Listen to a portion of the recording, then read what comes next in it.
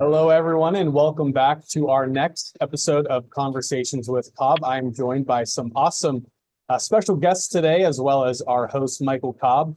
But before we get started, I wanted to quickly remind everyone, if this is your first time, we do have a Q&A feature at the bottom. So if anything comes up between Mike, Karen, Lisa, myself, or some other questions, feel free to jot those down, and we will get those answered, while we are live during this session. But you might see a familiar name in Karen Rich. Karen, could you briefly introduce yourself before we get started? And then Lisa will follow up with you once Karen's gone. Hey, thank you, Joe. Lisa, it's great to have you here. Hi, Mike. I know Lisa from her bioelectric health classes, which have helped me in my journey to recover from EHS, pretty severe EHS. I'm the person, I guess, who first came up with the bright idea of ESLA and got in touch with Mike. And here we are getting some traction for the world's first low EMF eco community. So it's kind of exciting. It's really, it is exciting. Yeah. Thank you for being here, everyone. Great. And Lisa, do you maybe want to give a quick few sentences about your background, and then I'll turn it over to Mike so we can get the conversation started. Sure. I mean, basically, I'm a wellness consultant with a variety of modalities that I use. And, through that journey, I became an environmental health advocate because it became obvious what was really kind of dysregulating everybody's systems. And I realized I was sensitive when I was in functional medicine school. So it was sort of, onwards and upwards from there, and just meeting amazing people that we're all realizing we're part of a movement. So here we are. Awesome. Well, thank you so much. And now I will turn it over to our host, Michael Cobb, so that we can begin. And as a reminder, if you're just joining us, the Q&A is at the bottom. So if anything piques your mind, feel free to put it down, and we will wrap up the session with some questions and answers before we end. So, over to you, Mike.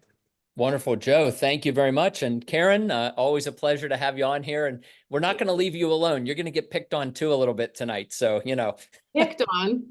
Picked on. Yeah, we like to throw some questions over to Karen too, and keep her wrapped in real tight. So, but Lisa, thank you for being a part of this this conversation. And you we were talking before we got on, right? Just generally getting to know each other a little bit. And I've got to say that you said something so powerfully wonderful that I'd like to just go back and have you kind of come at this conversation in the same direction. And that was, for the first time in a long time, you feel really optimistic and positive about the direction of your health and the health of others in this space. So let's just start there, and then we'll kind of work our way back into some other things too. But I think that's a great place to start, isn't it? Oh, I mean, it starts on a positive message because it honestly really is that time. I think there's people that have been in environmental health for, EMF, EMR radiation from our wireless devices for decades, and they've worked their way through the mire of nobody understanding anything. But we're at a critical mass right now where I think a lot of people are recognizing it. A lot of people are talking about it. Everybody's talking about EMFs. And, there's a movement that has been created by the advocacy groups where they've sued the US government and they've won. And there's campaigns launched in Italy and Cyprus, that an Italian court ruled to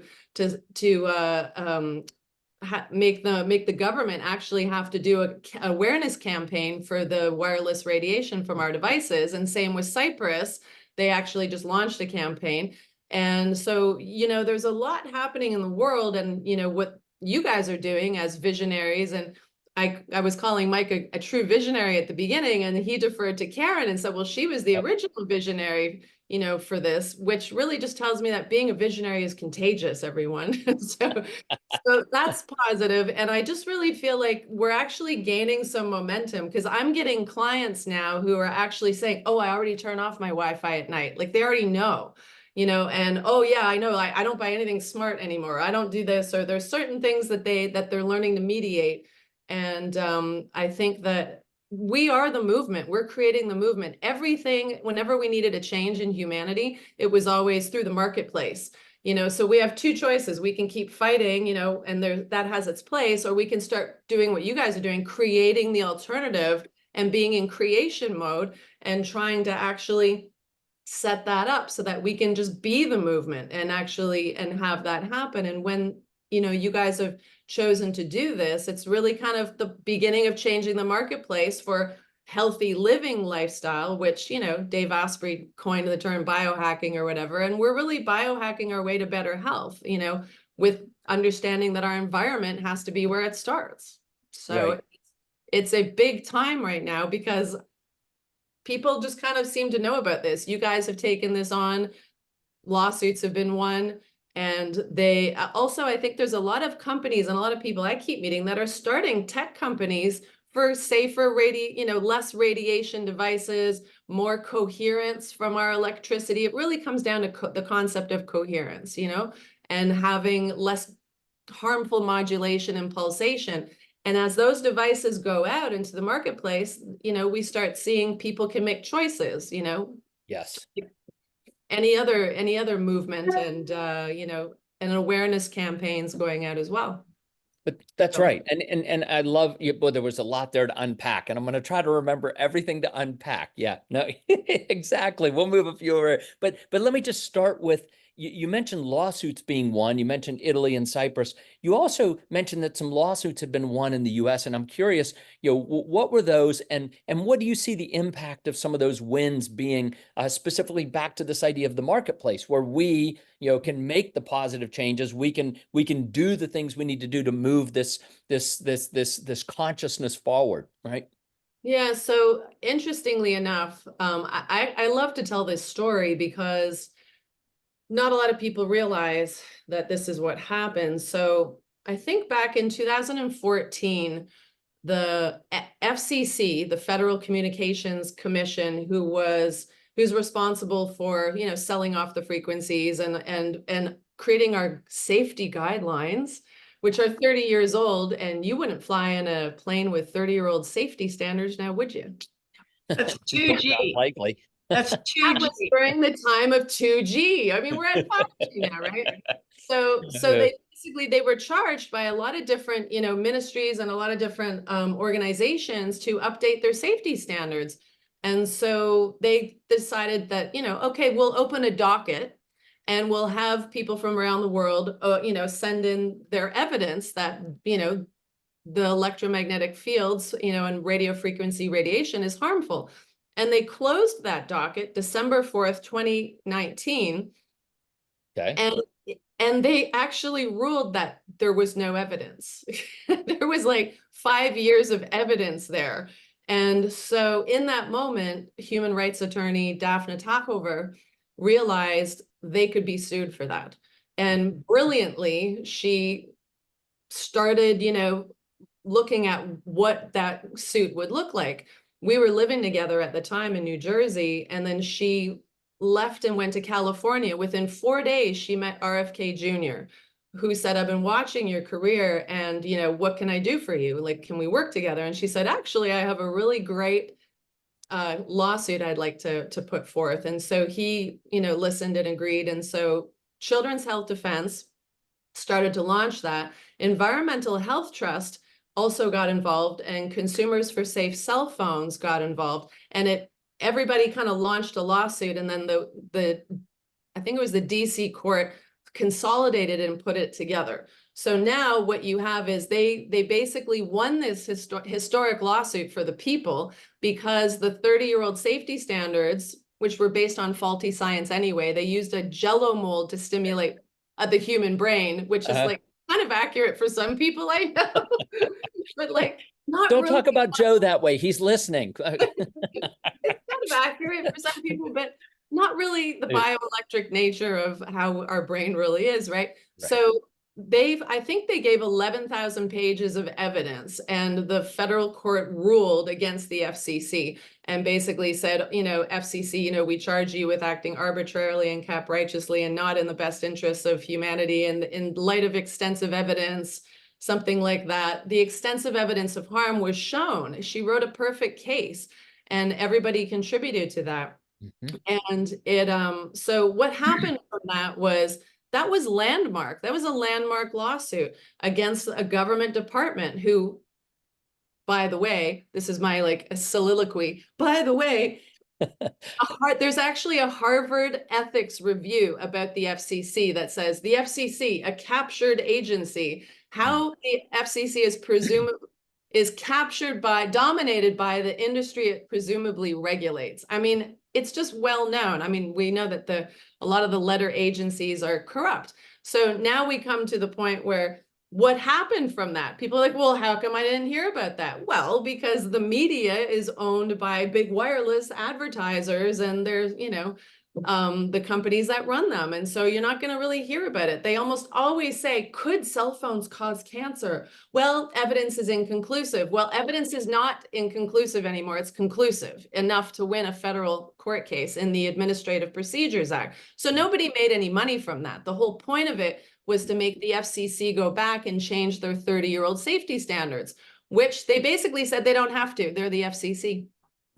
Wow. So after all of that, the FCC stonewalled the court and said, nope, we're not going to do it. We're not going to do it. So they've completely ignored it. They've completely ignored the order. They were compelled. Yeah. So it's in the appeals. And they just ignored it. Yeah. So it's in the appeals court. So basically nothing really came out of that other than the fact that we now realize that we can't use the court system to win. So what happened directly after that was something called the OTARD ruling.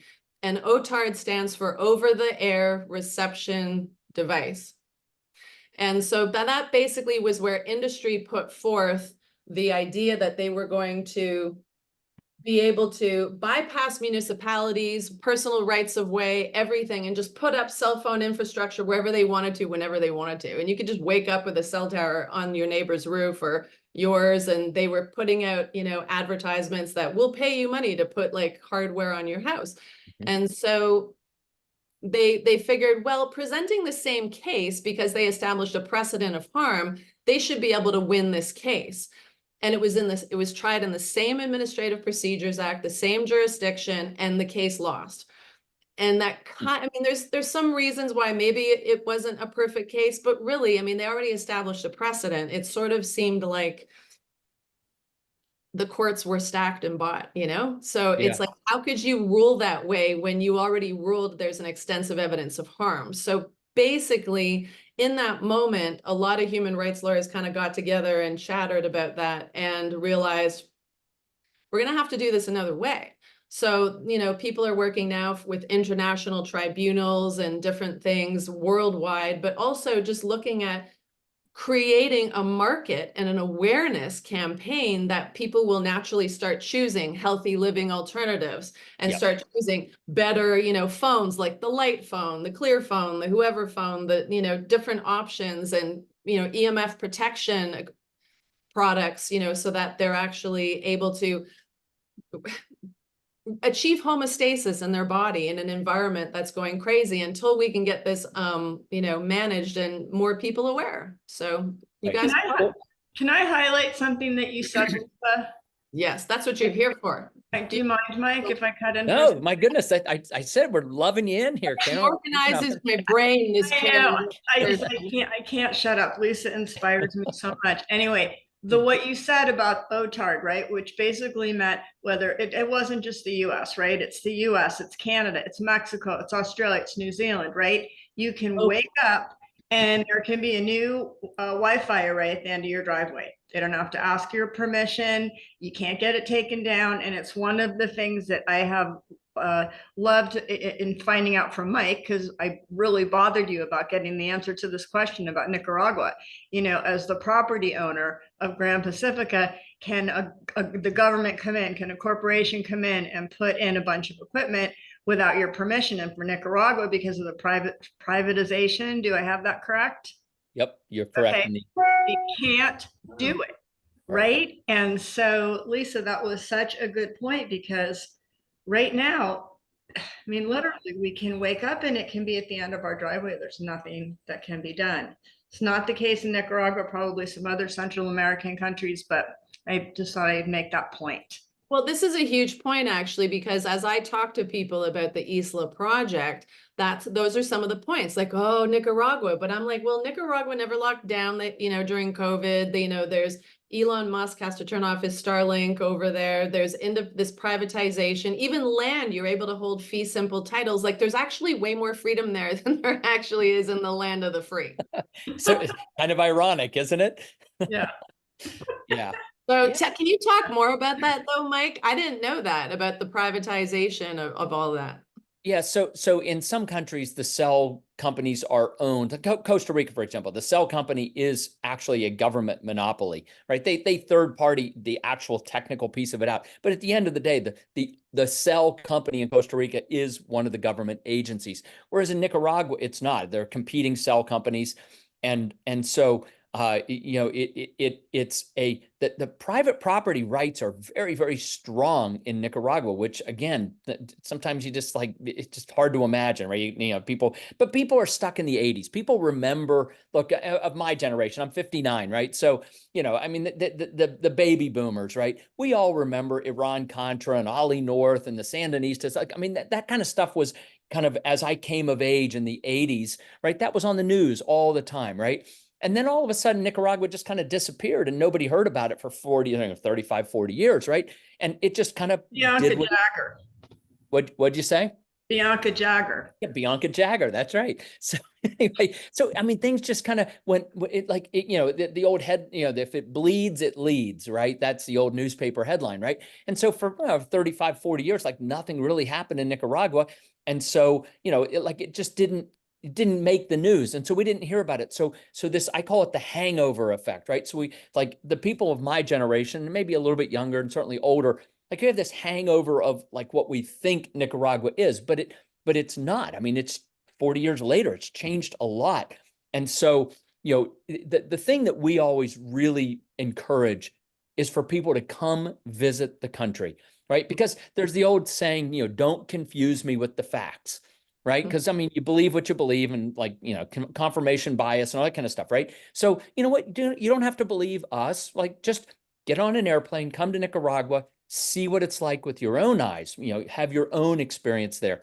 And what we find is that a very high percentage, 9 out of 10, 95 out of 100, I don't know, some very high number of people in the end go, wow, like this is nothing like I thought it would be. And we're like, exactly, exactly. It's nothing like you thought it would be before you came and visited. And so the protections of things like private property, you know, the separation of government and industry, which is why the cell companies can't come and do an eminent domain or something like that on our property and stick a cell tower. It's our property. Now, if we said okay, then we say okay, but we're not going to say okay. So, I mean, those are the kinds of things that are very, very unique in a country. It's not, and Karen, you're right. It's not just Nicaragua, but we've worked there for now 24 years. And so, you know, we have a great set of relationships with industry, with government, with the local government, where we just basically have said, look, we're going to pay our taxes, we're going to create jobs, we're going to promote the country. Just let us do that. We don't want any special favors. We're not asking for anything. Just let us do what we do, and we'll continue to do a great job of all three of those things. And this particular sector, I don't know what else to call it, but this you know, the folks who want to find a place that it's very low EMF, but also gives them the you know, assurances that it's not going to change in the future as well. Now, I can't do anything about, you know, satellites and stuff like that, right? But at the end of the day, right, the people who want to come somewhere and be somewhere where they know that they're going to live in a place that's going to honor the protections that they're going to enjoy, low EMF or in some cases almost no EMF, right? The rules in the neighborhood that say, you know what, you can't have Wi-Fi in your house, you can't walk around this neighborhood with a cell phone, right? The kinds of things that people will really want and expect. Those are the things that we're going to be able to deliver in a country like Nicaragua, where we couldn't do that in the US, or we couldn't do that in, say, Costa Rica, right? Because the government owns the cell company. So Nicaragua might not be the only country, but it is a country, and it's the one that we know very, very well. And again, very, very surprising to people, you know, when they come to visit. So that's it. Come visit, see it, right? Aaron, you felt so great there too, and it was such a better environment for you. I think you said you felt like you did in your 20s? What you felt you could tell your environment that your body was in was so different. I mean, that was 10 years ago, right, Karen? Your 20s?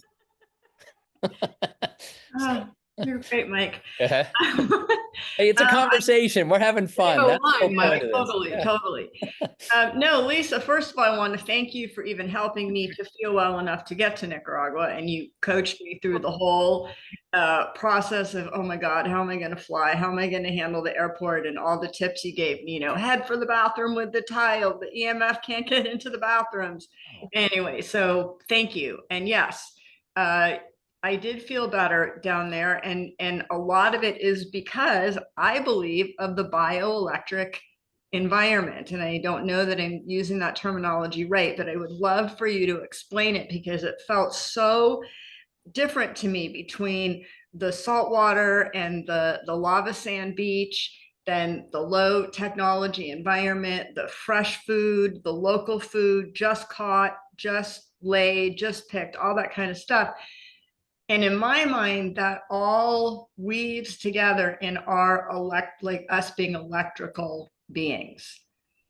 And I'm not using the right language, which is why you're here to explain all of that. Why in a place like Isla, like in Nicaragua, I would feel so much better than I do in California, or maybe even, for instance, why you would feel better in Nicaragua than you felt when you were off grid in Mexico. Or the other thing I'm interested in hearing about, Mike, I think you were interested too, is what's going on in Green Bank, West Virginia, and why did you leave there? All right, so I just made a note, and I'll touch on those points there. Sorry, I just threw it right back. I have a lot to unpack. Yep, that's right. So, I mean, so it just reminded me of something about the environment. I want to preface what we're going to talk about with, I was on a call with the Canadians for Safe Technology. I'm Canadian, and the Electrosensitive Society in Canada, who do such a great job at really creating an environment, but also creating a community of people that are connected by, wanting a good, healthy environment the way nature intended for us to evolve in. And they were saying, again, they're trying to build get money to build a proper health center without EMF so that people can respond to treatment properly. I mean, really, this is what we're dealing with here. I've done body work and wellness consulting for 15 years, and people aren't responding the way they used to. Nobody gets better anymore, quite frankly, the same at all, ever. And that's what I'm hearing from all of our, colleagues.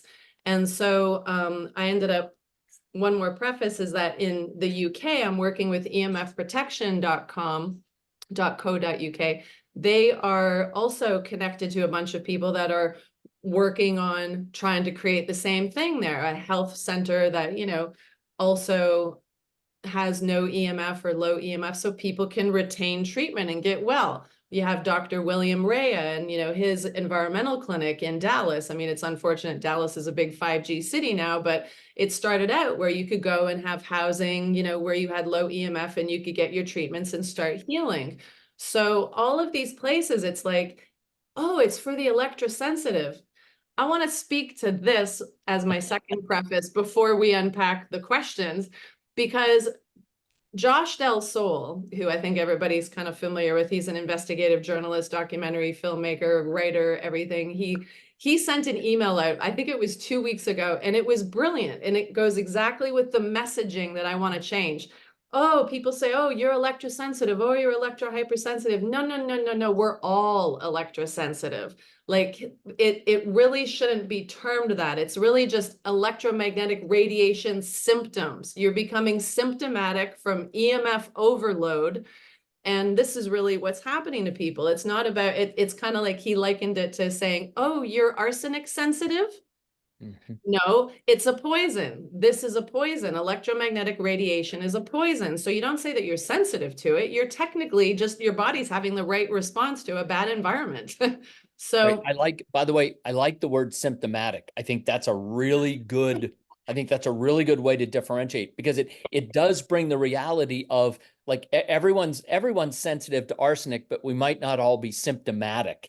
Right, or have a threshold. Where's your Yep. threshold? It's really a Yep. threshold issue. And so many people are hitting their threshold. There's people that I talk to on the phone that are living in their cars in the underground parking lot in New York City because they can't handle their apartments anymore because a 5G node is outside their apartment.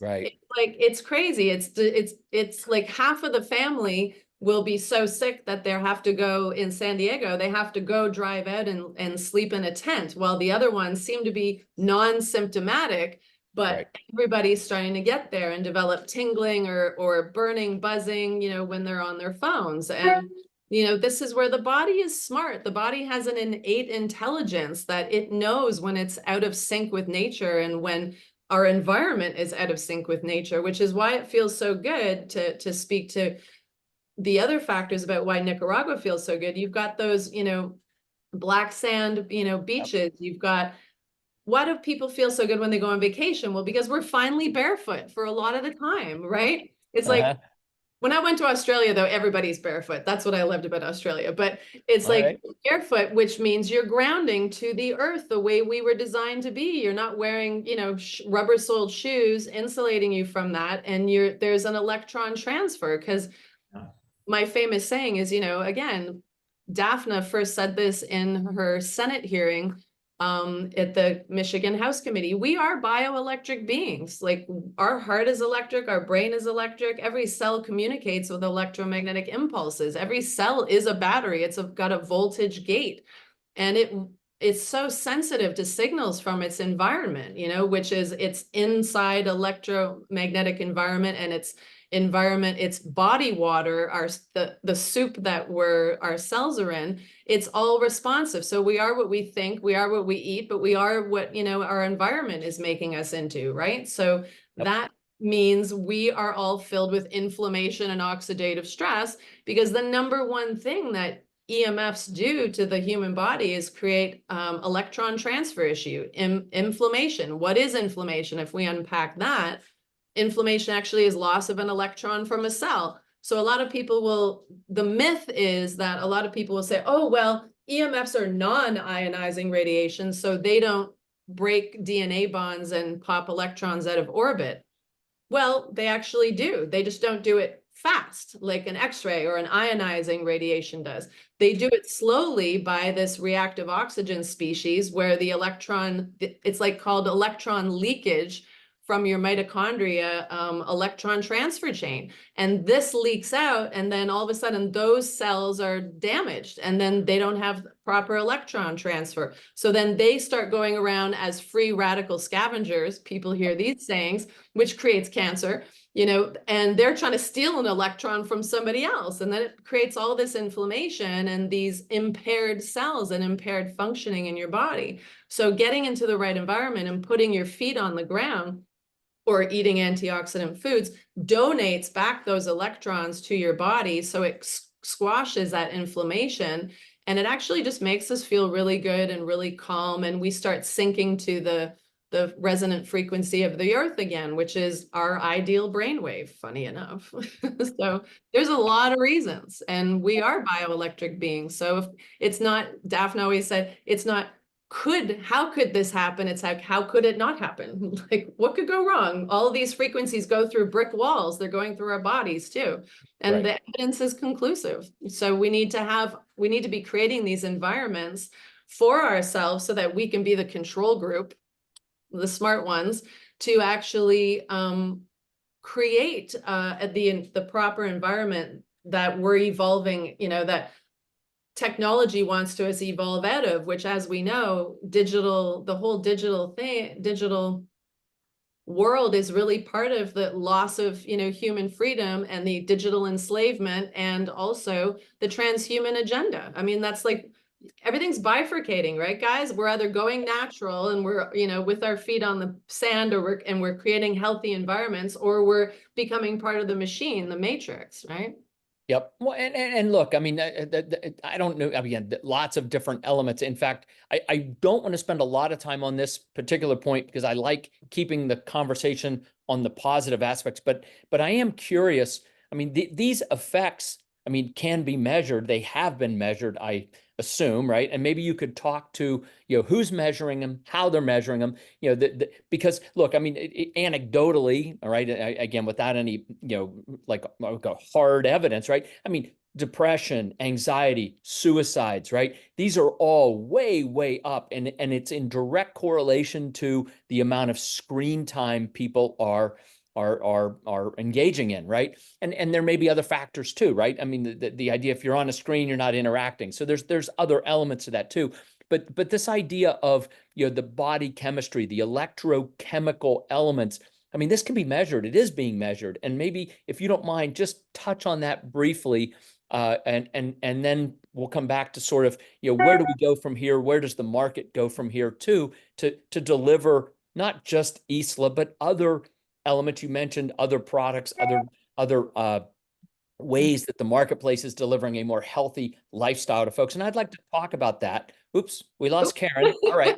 Well, hopefully she'll come back. Not on Wi-Fi, so it wasn't a Wi-Fi dropout. No. Although sometimes my Ethernet cable also comes out, so it's sort of like, oh well. Yeah, and she's wired. I know that.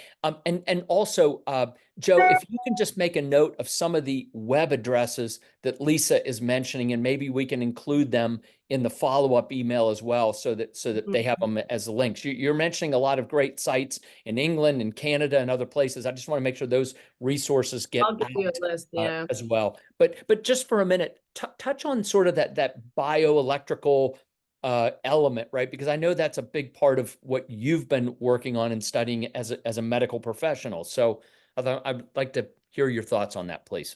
I mean, the interesting thing is, I mean, Dr. Jack Kruse talks about it in terms of redox potential, right? And it's like, so every system is self-regulating, really, right? Like, we are self-regulating. You cut yourself, you don't have to schedule time to like heal. It just kind of happens in the background, right? Yep. We're self-regulating, and that self-regulating, sometimes it needs a stimulus, and a system can respond to a stimulus in a multitude of different ways. Well, eventually, if a stimulus isn't in line with our homeostasis, it knocks the system out of adaptive capacity. It can't adapt anymore, right? And in the case of electromagnetic fields, when it interrupts our electron transfer, absolutely every single thing in the body is signaled with electromagnetic electrochemical waves and synapses and electron transfer of electrons, like actual batteries. Our cells are batteries. And so in that flow,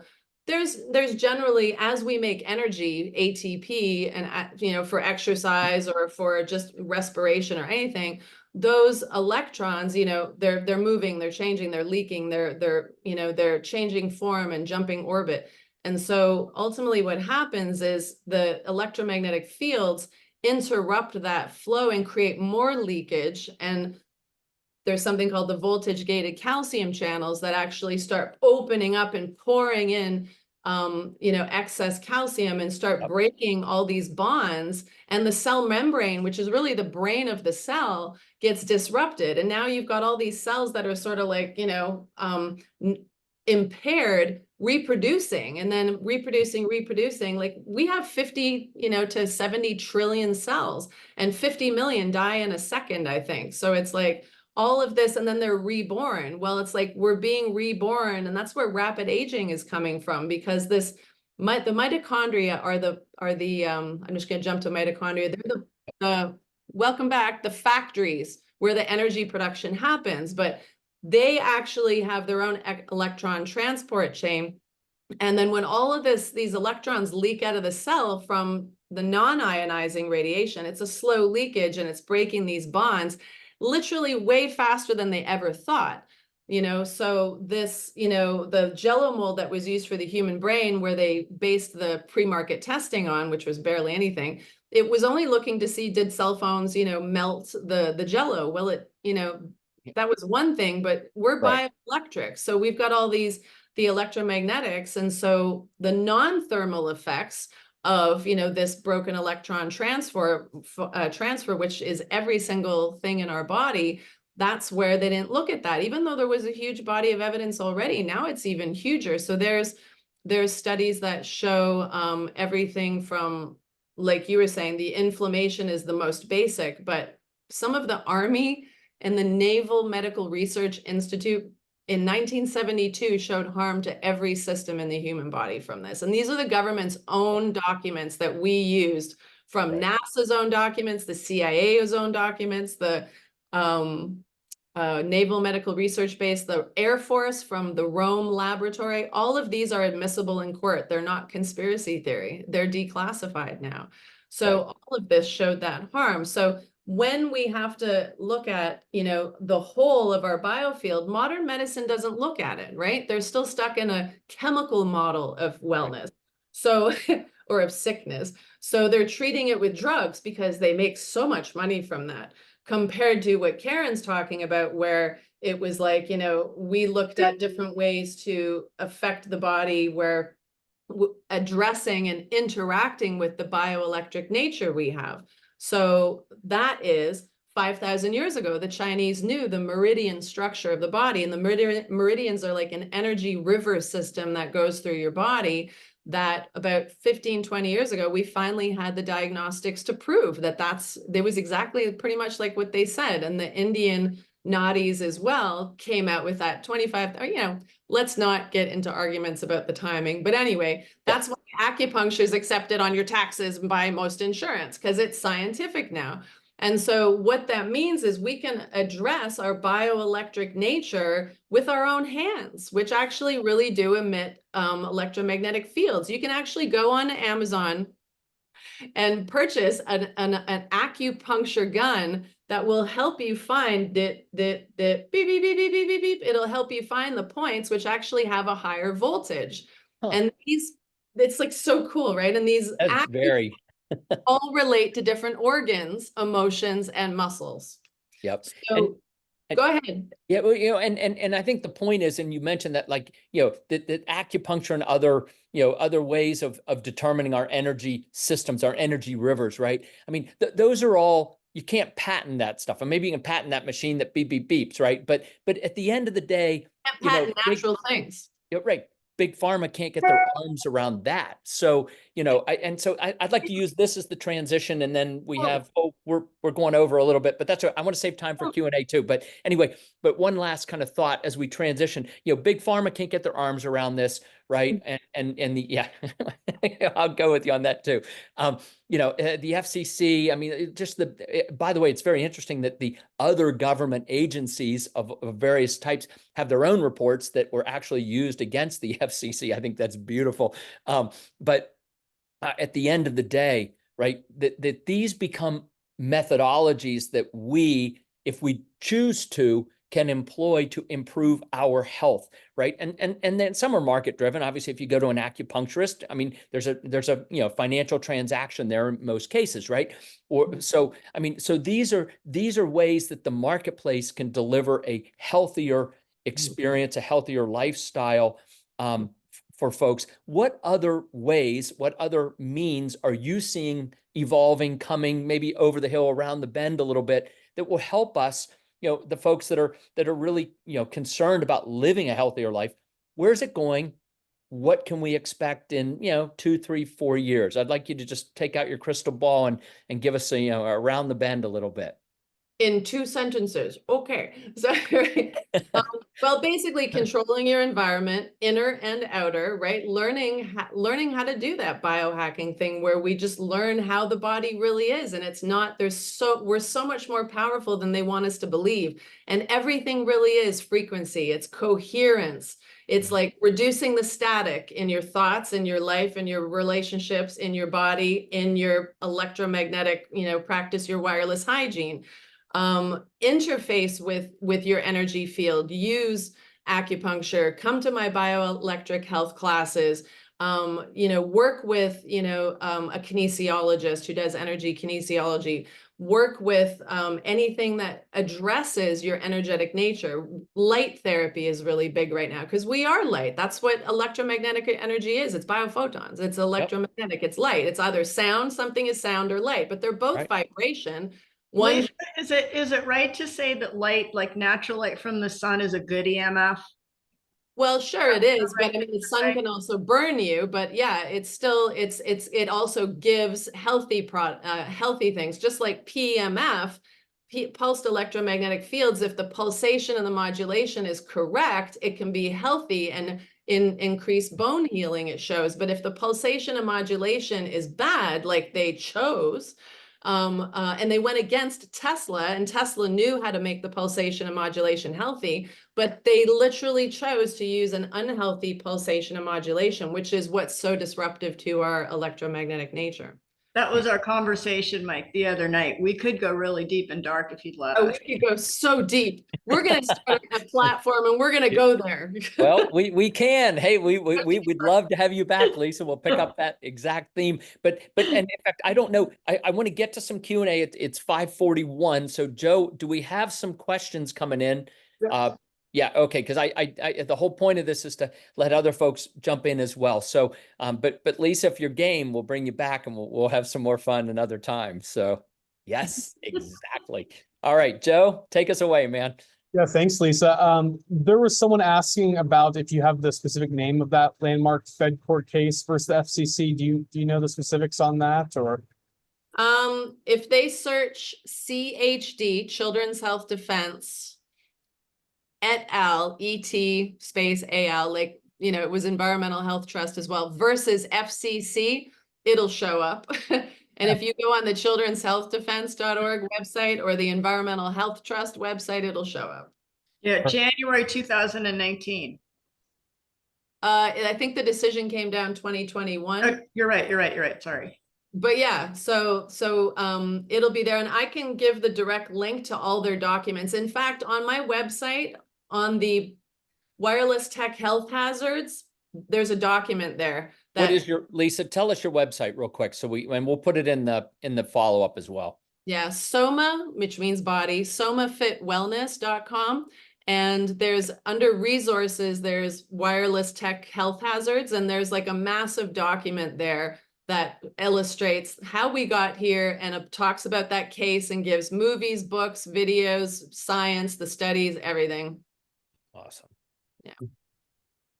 Great. Okay. And there's another question, if you could speak to any alternative cell phone or /and air tube wired earphones. Any recommendations that you would give folks that kind of like specifically just any of them? Just don't, just use speakerphone, use a wired headset. You can use, depending on your type of phone, you can get an adapter and use really nice studio headphone monitors. You can use anything, but obviously you need a microphone with it. But there's a brain tube. I mean, I have bought a bunch of them. They're all fine. They're all going to basically keep the electronics out of your head. They're going to enable it so that you can keep the cell phone farther from you, because distance is your friend. There's a lot on, I'm working with emfprotection.com. And they have, I think the brain tube air tube headset is one of the main ones, but any of those products, the EMF protection gets you through. And the whole point is to bring your body's environment, to give your body a break, because you can't control it when you're driving down the highway. You can't control it when you're at work or at a concert, but you can control it in your home. So all the EMF canopies to sleep in, or any, of the wireless hygiene techniques is really what we need to be doing to give ourselves that coherence and homeostasis. Great. All right, so to not put you on the spot, there's a question asking if you have somewhere that you could point them to that's maybe not too scholarly, but that explains the mechanism of EMF causing electron disruption that equates to inflammation. Anywhere that... Yeah, I mean, all they need to do is go to pubmed.gov, publications medical, right? Pubmed.gov, and type in EMFs and inflammation, type in ivermectin, type in cancer, type in alternate nostril breathing, type in anything. The global medical database is there for you and you'll find it. And it's also on my website. All of those studies and the database and all those links are right on that resources link in my website, Wireless Tech Health Hazards. It's all there. I put it all there for you. So I can just go here. Yep, it's there. Go here. that's the easy button, right? Easy button. Awesome. So another question came in. What would you say might be the top effects in the body around too much electronics? Is it the brain or what body part? Your sensory input, there's two that I would pick. The eyes, which go directly to the pineal gland and disrupt your circadian rhythm from the light, the blue screen. But the pineal also sees electromagnetic fields as light and as stress, and your whole nervous system is interacting with it through your sensory input system. So we might not be able to see or hear the invisible fields, but if there's a video on my website where they, Dr. Diana Hentz, if anybody knows her, I'm trying to get in touch with her. There's an amazing study. They put in a QEEG, which measures the electrical activity of every area of your brain, the glucose, et cetera, and the electromagnetic, the brain waves.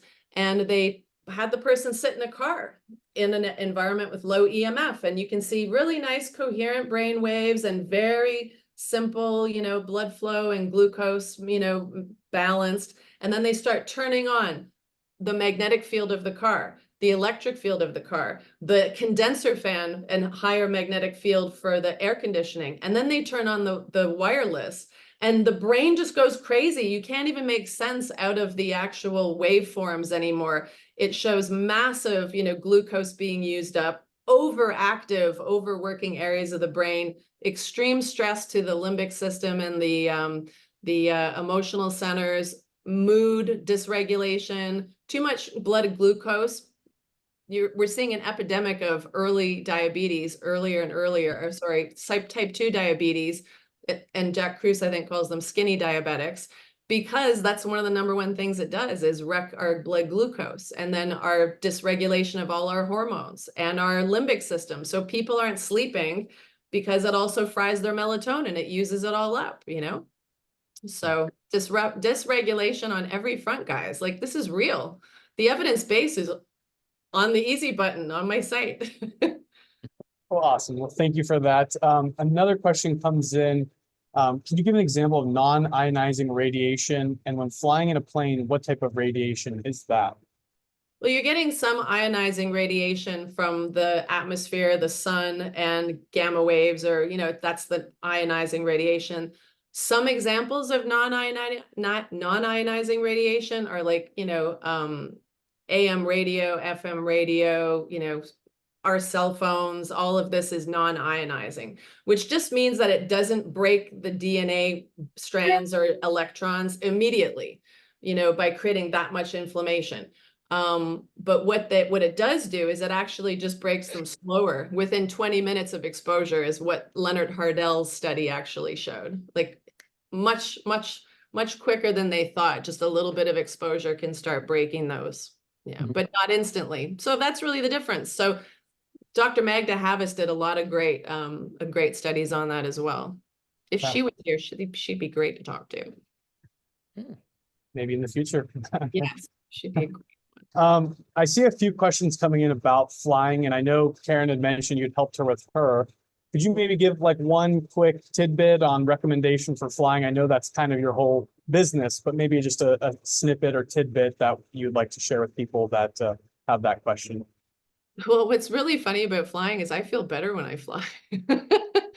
In some respect, because I'm actually away from all the 5G and all the cell towers. Do you know what I'm saying? Like, for real, the only thing you're really dealing with is like Wi-Fi. And it used to be when you were on a plane and you turned your phone into airplane mode, it shut off wireless, like Wi-Fi and Bluetooth, but now it doesn't. It just shuts off your data. So everybody's pinging around all the Bluetooth and Wi-Fi. But one of the best things while you're traveling, airports are the highest frequency, like it peaks the meter, like with all the radar and everything, it's a little crazy. I was telling Karen, really, you practice your bioelectric health, your wireless hygiene, your bioelectric hygiene, right? You practice both. So you want to, stay in the bathroom more while you're waiting for the flight, because that's the lowest readings I got in an airport while I walked around with my meter. You want to stay, because of all the tiles kind of insulates that room a little more, and the mirrors, et cetera. And it's usually on the ground floor. So you want to just buy a meter and carry it, and always try to find the lowest areas of exposure. You can use what do you call those? Karen, be my brain. Like a silver hat, the silver shield hats that you can wear, that just kind of, stop a little bit of that from coming in directly to the nervous system. And just to clarify for the people that are asking, so your bioelectric health, it's just a combination of some breathing and some very flushing nuanced movement. You know, it wouldn't have to stand out in a crowd, right? You could just do some things here and there to get that meridian river, right here. yeah, Just to get standing that like meridian this, river flowing and yourself bioelectrically organized again. Do I have that right? Yeah, here's another one, you know, triple warmer is kind of related. My favorite. That's a meridian that's related to the limbic system, the sensory input system, where our bodies have to, you know, interact with these invisible fields. And that's why you could see the person's body, their brain responding to this on the QEEG in that study. And so you can interact with these meridians and calm that stress down by touching certain points on the head and where the meridians are, and then they're called neurolymphatic reflexes or neurovasculars, which is, I studied that in osteopathy. I mean, it's how the body really is. I mean, we have to move beyond the chemical model of sick care and into a bioelectric health care of the human body. I could talk about that entire thing just with how biomagnetism helped me heal, and biofield sound tuning, how that helped, and how, you know, addressing your redox potential and your mitochondria from Jack Krus's work helped. You know, I just keep ending up, I feel so good. And then I moved into a house with a smart meter. So now you have to deal with that. So I'll be coming to Nicaragua as soon as you build it. All right. Well, come before then too, Lisa. And before. Hey, yeah, you can come many times. We'd love to have you. Hey, question for you. How do you run your classes? What's your methodology? So if somebody wanted to tune in, I mean, you do them by Zoom, you do them as one-on-one. Yeah, there's a bioelectric health tab on my website, and it gives you a bit of information about that, and there's a sign up there as well. Yeah. Great. Oh, fantastic. Well, you got one very happy person here, Karen. So and she's been tremendous. I tell you what, you know, look, and we talk, I'm going to kind of wrap up here. And Joe, if we have any more questions, let me just, we'll kind of go with a little bit of a wrap up and then maybe answer a couple more. But, you know, coming all the way back to the beginning, Lisa, with this idea of being positive and being optimistic, Karen, you approached us a year and a half ago and said, here's something that would really make a difference. And thank you for that. And working with our team for, 18 months now to put this thing together, to give folks a path forward that, gives them a place to live. Like you said, Lisa, maybe you come to Nicaragua, and we'd certainly love to have you. But there are lots of reasons to be optimistic. And we talked about many of them tonight. And Lisa, you're at the forefront of this movement, right? Of beginning to shift people's focus away from the fight towards, solutions that work for them. Powerfully awesome and powerfully wonderful. And I thank you for that. Any thoughts that you want to kind of wrap up with, or Karen, you too, and then we'll answer any other questions that came in. Yeah, I think the other exciting thing I want to share is, with emfprotection.com, the guys in the UK, we've been approached by so many doctors, healthcare practitioners, like natural health practitioners, mental health practitioners, who are recognizing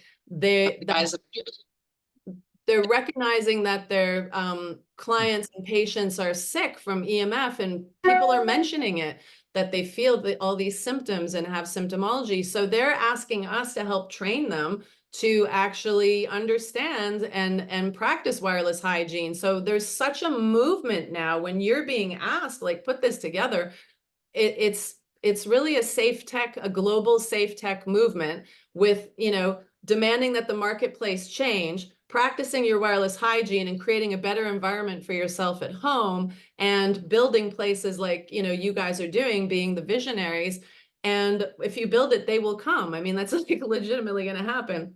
Yeah. And let's face it, it's all also about medical freedom and personal freedom. I mean, we were raised in captivity, evidently, and we're all just starting to wake up.